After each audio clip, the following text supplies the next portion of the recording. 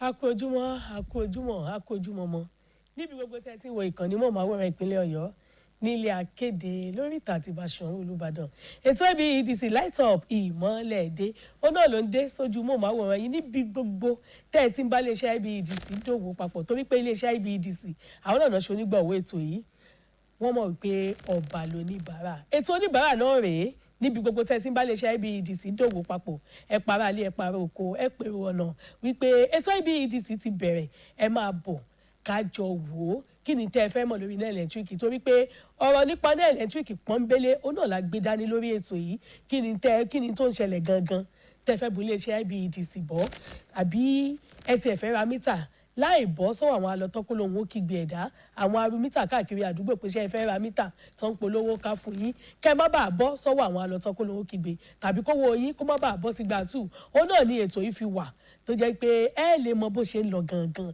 abẹ́fẹ́ sanwó náà yín láì kólé àwọn ìka ẹ̀dá kan lọ́wọ́ tí ò ní délé iṣẹ́ IBEDC tí ò tún ní dọ́wọ́ yín padà lórí ètò yìí náà ní bẹ́ẹ̀ ṣe rìn tẹ́ ẹ̀ ní kúrò lórígun mẹ́rin yàrá yín tẹ́ ẹ̀ sì sanwó náà láìsí wàhálà ẹ̀ tí ẹ̀ fẹ́ ra náà ni lórí ètò yìí ni àbáwọn kan wọ́n bọ̀ àwọn ọ̀bàyéjẹ́ kan bóyá wọ́n ń ba nǹkan tó múná ẹ̀lẹ́tíríkì wá jẹ́ ẹ wá fẹ́ bù wọ́n gbọ́ ẹ̀rọ ìbánisọ̀rọ̀ tẹ́ fi kàn sí wọn tí wọn ò ní mọ̀ pẹ́yìn gan-an lẹ sọ lórí ètò yìí náà nítorí pé iléeṣẹ́ IBEDC wọn kì í tẹ̀tì ní gbogbo ọjọ́ mẹ́jọ láti máa fi àwọn òṣìṣẹ́ wọn ránṣẹ́ sí wa tó jẹ́ pé tá a bá ti ń tàkótó ìbéèrè àwọn náà sì máa fi ayọ̀ dá wa lóhùn ó já sí wípé iléeṣẹ́ IBEDC wọ́n mọ̀ pé ọ̀kan pàtàkì lẹ́jẹ́ wọ́n sì lù yín lọ́gọ̀ ẹnu bẹ́ẹ̀ ṣe ń bá wọn dòwò papọ̀ lórúkọ gba àwọn tá a jọ mẹ́tò tèmi wá lórúkọ ẹnìkejì mi hallelujah bọ́dúnrìn lórúkọ mi ẹ káàbọ̀ sórí ètò ẹnìkejì mi.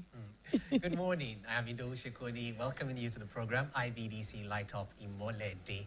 This is a program that is born out of the customer-centric orientation of the IBEDC Ibadan Electricity Distribution Company.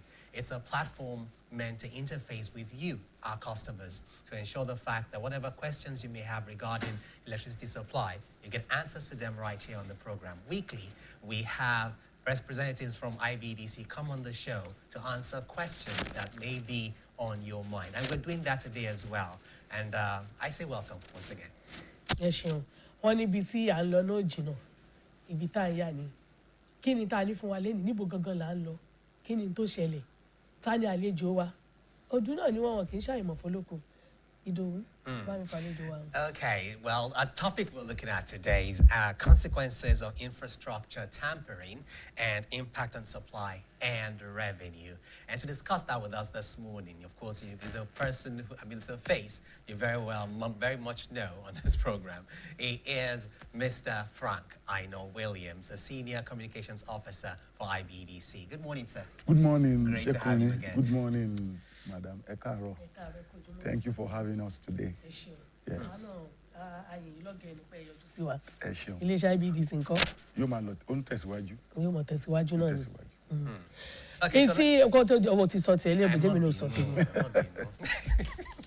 Wọ́n tí a máa gbé yẹ̀wò náà ni àwọn ìdojúkọ tó sábà máa ń ṣẹlẹ̀ lórí àwọn èròjà amúnáwá àwọn ẹ̀rọ amúnáwá kí làwọn ìṣòro ọ̀kan gbòógì àbí pẹ́pẹ́pẹ́ ni tó máa ń dojúkọ àwọn ohun ti ẹ̀rọ amúnáwá àwọn tí wọ́n ń lò láti fi pèsè iná ẹ̀lẹ́ńtíríkì ìjó tiẹ̀ ṣe ó ṣó tiẹ̀ wà àti pé bí àwọn èèyàn bá kọ́wọ́ bọ ohun èlò amúnáwá bóyá transformer ni o mítà ni o àbáwọn tó máa ń ṣàgbékọ́ ìjó tiẹ̀ nípa kankan lórí àwọn ohun irinṣẹ́ iléeṣẹ́ IBEDC ìyá àwọn irinṣẹ́ tó ń múná ẹ̀lẹ́ńtíríkì wá kí ni àwọn ìṣòro pẹ́pẹ́pẹ́ àbí kan gbòógì tó sábà máa ń kojú wọn tó jẹ́ pé bóyá tán bá kọ́wọ́ bọ àwọn tó jẹ́ pé kò yẹ kí àwọn èèyàn oníbàárà àti ẹ̀dẹ́bẹ̀ rárá tó ń dọ́gbọ́n jiná lò nǹkan kan jó tẹ̀lé àwọn ìṣòro kan tó sábà máa ń kojú wọn bí àwọn táwọn gbéyẹ̀wò náà rèé ẹ ṣeun. All right, let's get to it. So, Mr. Williams, yes, in the electricity sector, how do you define infrastructure tampering and what are its most common forms? Exactly. Any deliberate act that damages, alters, or illegally connects our equipment to a direct line without commensurate means of obtaining revenue. It's a tampering. that when that act is not friendly with our business, is inimical, then we can say that that act is an act of tampering, is an act of saboteur. It's more of an act of infraction that should be completely discouraged. So tampering is defined in terms of how it affects your revenue. Exactly, because that's the lasting point. Electricity that we distribute must bring back a community revenue. It must result in sustainability and growth. And if any of these activities that is taking place or are taking place in the field are frustrating all of these goals and objectives, then they are tampering. You have not mentioned... They are vandalism. Okay. They are acts of when you bypass the meter. Okay, when you're going to that. The meter is a means of measurement.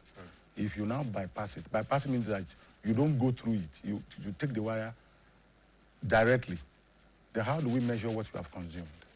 Then when you're also entering into a transformer, you are making it not to work according to design. Because it's meant to wheel out electricity.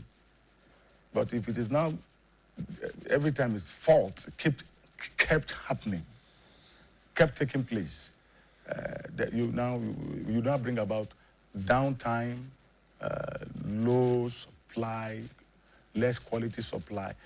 Any supply that is below 200 volts, it brings under supply, under current, and all of this put together frustrate the business.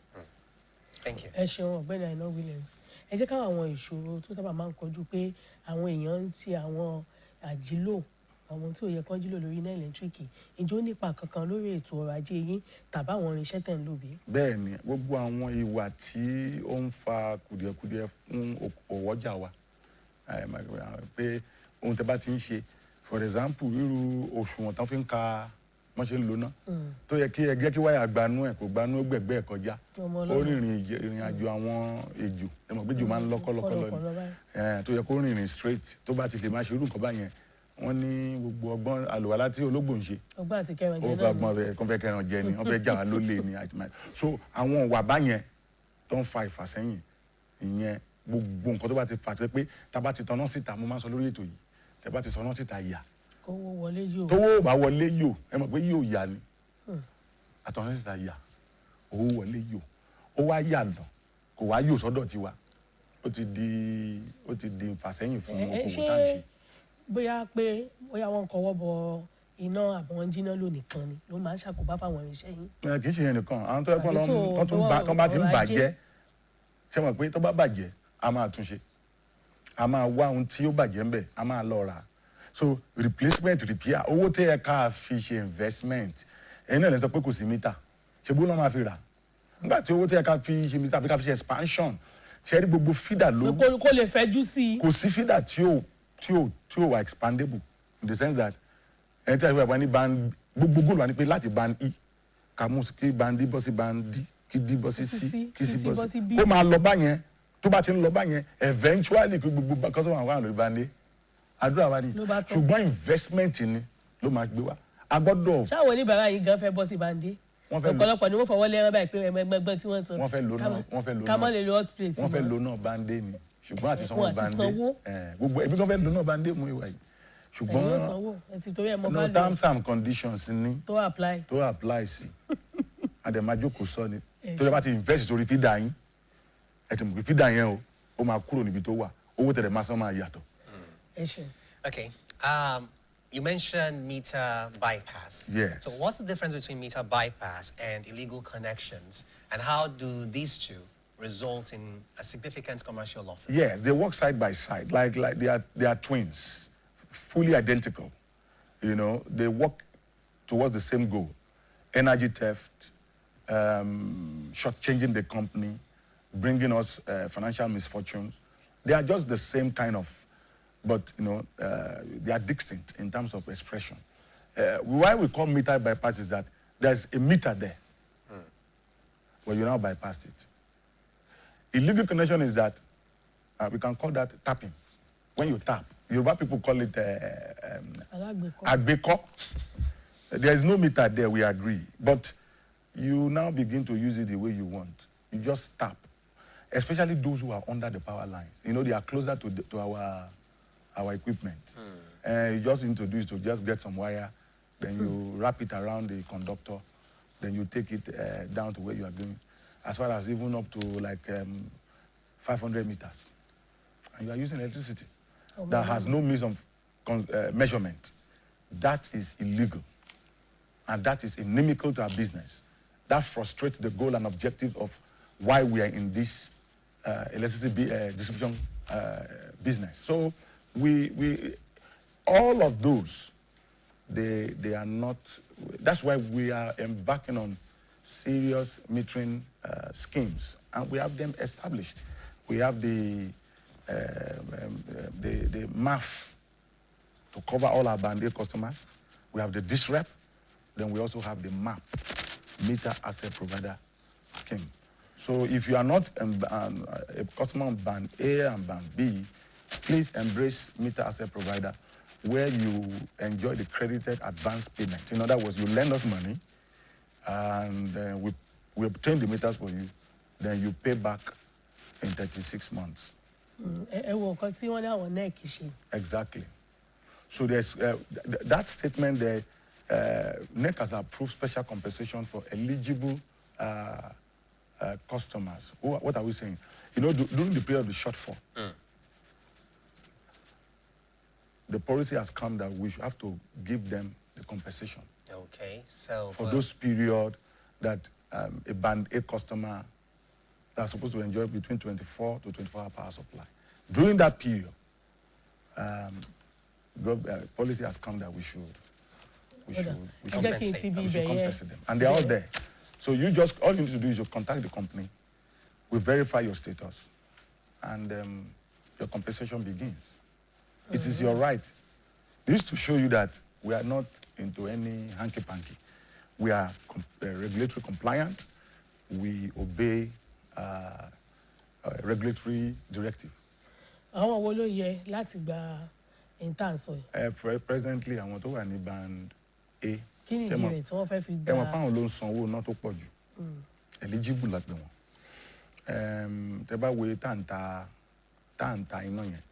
Band A, a customer pays 209 naira per unit. Per kilowatt per hour. Yes. Okay. But the Band B is 67 naira 80 kobo. And the cost of the unit, that at our own cost, is 116 naira. So who do you think should be compensated in this matter? So it is something that it is a compensation only for the Band A customers. Kí ká kọwọ́ bọ mítà kó mọ èmi wọ́n sọ pé ń ka àkàsẹ́yìn èmi ò tiẹ̀ dúró gbagidi sójú kan wọ́n tẹ̀. Ìyẹn gbagidi is either it is under or zero. Alákàsẹ́yìn is reduction. Ìyẹn kò accurate. Ṣé rí ìtú ẹ pé gbagidi ń kọ́. Lórí gbagidi ni wípé kàn wà ìyẹn zero ni. Kò tiẹ̀ ní kankan kan sí. Ó kàn wà ń bẹ̀.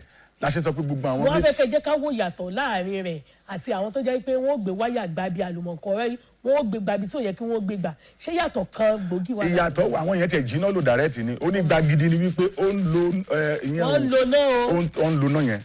Ṣùgbọ́n kò ní kan kankan. Èyí tó gbé gbagidi yẹn kò yàtọ̀ sẹ́ni tí ó jiná lò ṣe rí àwọn tí ó ń kà but ó ń ka alákàsẹ́yìn ó ń ka bí mítà ó lè fi wákàtí kan ka àkàsẹ́yìn mítà tiwọn.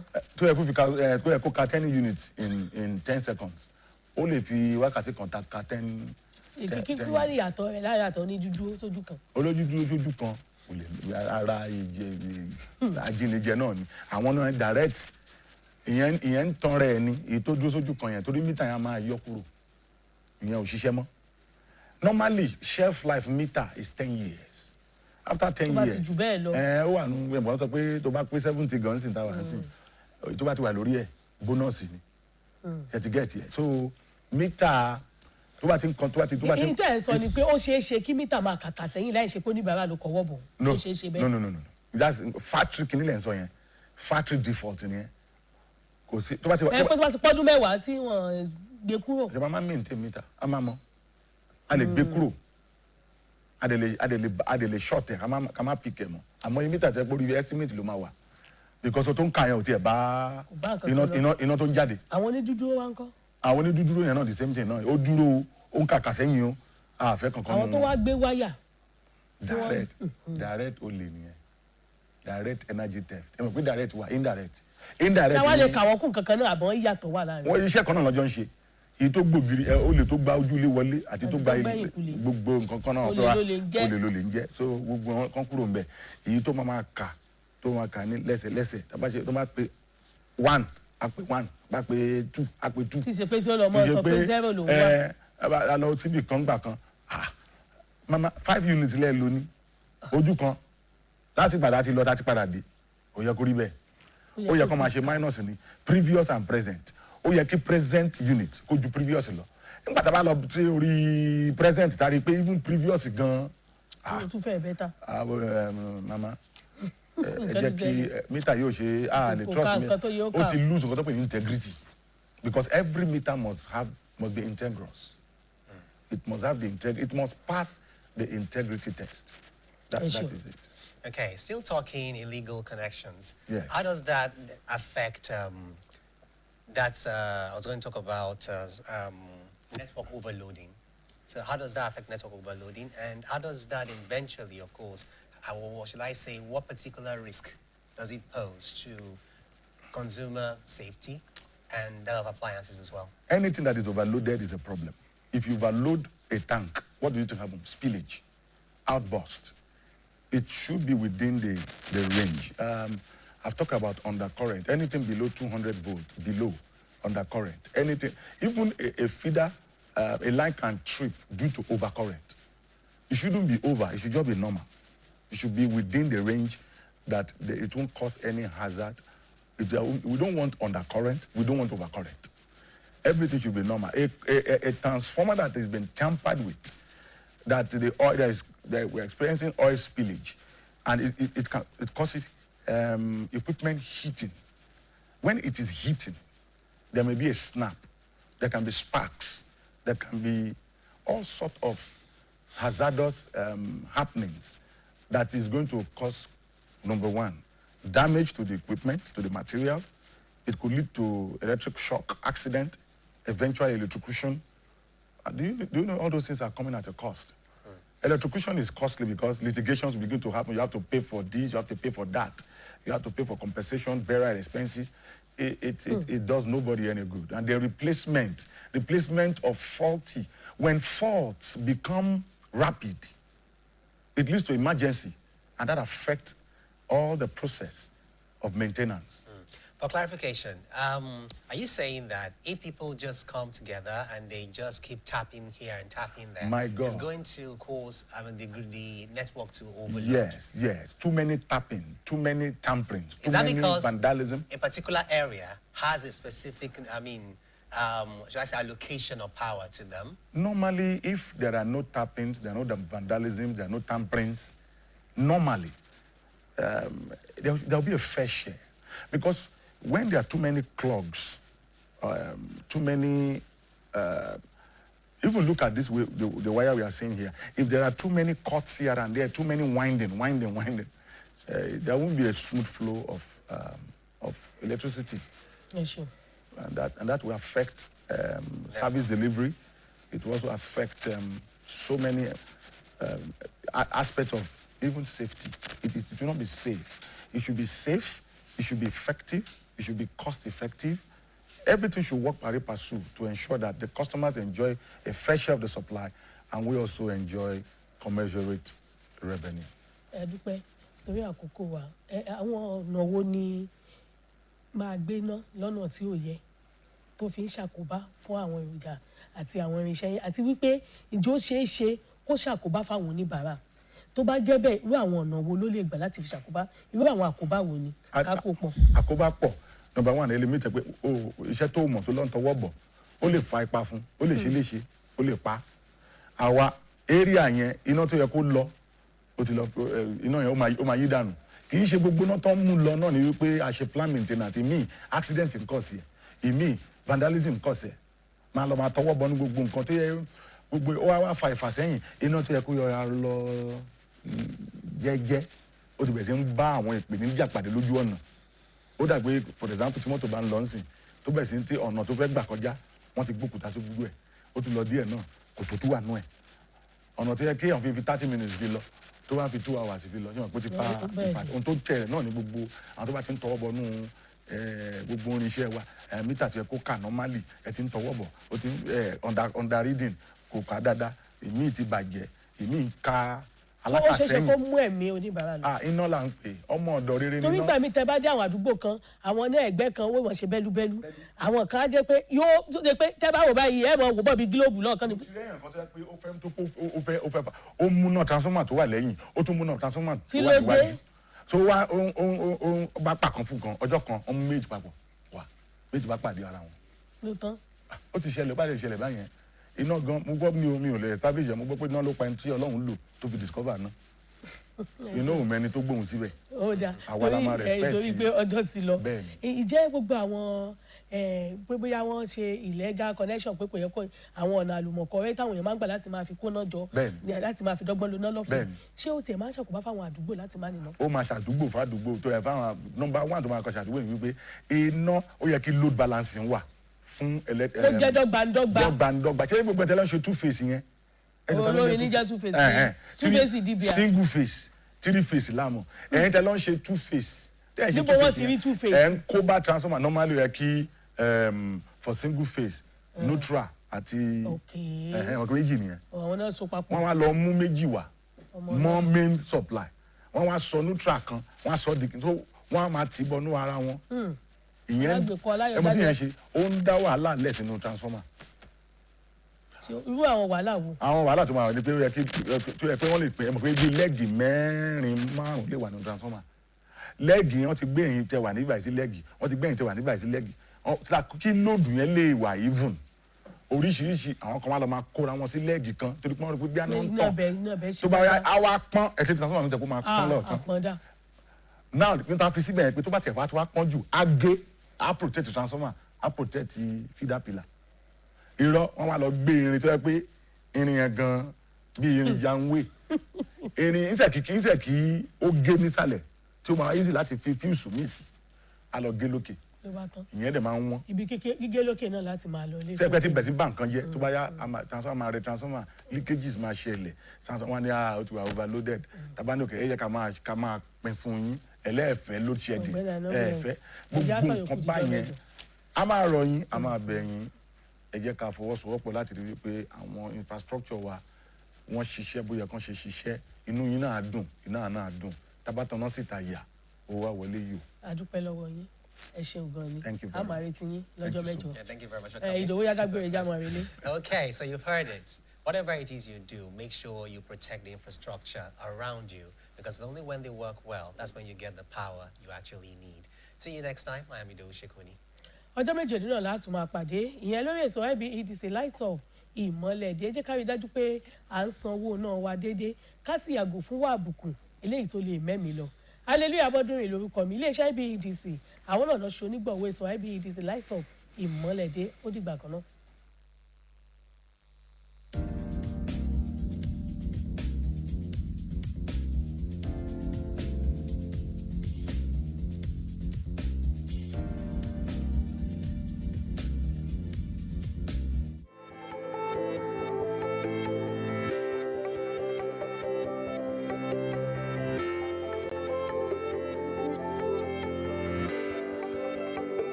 The FIFA World Cup 2026 is here. Watch all 104 matches live on Star Times from the opening match to the final showdown. And this time, it's not just watching, it's watch and win. Subscribe or buy a Star Times decoder and stand a chance to win the 10 million naira grand prize. Plus many exciting prizes nationwide with subscription packages starting from just 4,000 naira. Recharge now via Star Times app or visit any Star Times office or dealer outlet near you. Star Times. Enjoy digital life.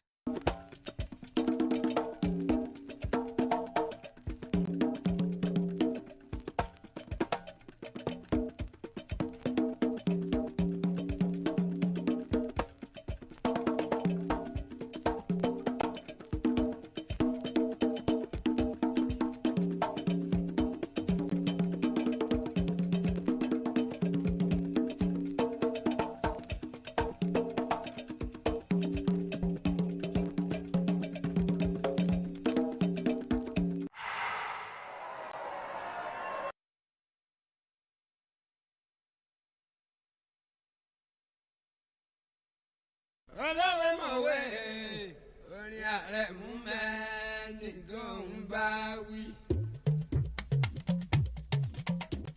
Ọkú bàbá. Ọlọ́wẹ́ mọ̀wé orin ààrẹ mú mẹ́nìkan ń bá wí. Odò láyé rẹ̀ mú tó tún dé.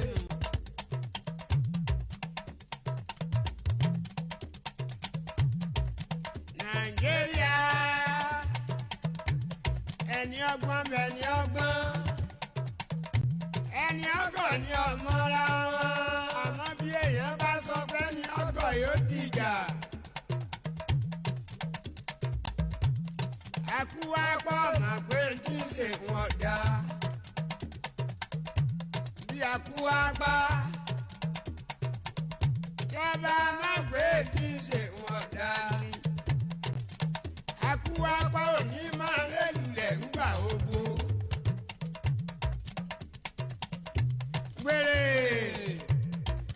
Wèrè ọmọ pé kí ṣe wọ́n dá. Bí wèrè bá mọ̀ pé kí ṣe wọ́n dá ní wèrè oníwọ̀jà ń wò. Yọ̀ọ́sán o. Ọmọ máa ń sá o. Òkè dákun mọ́yà wá ń wèrè àmì o.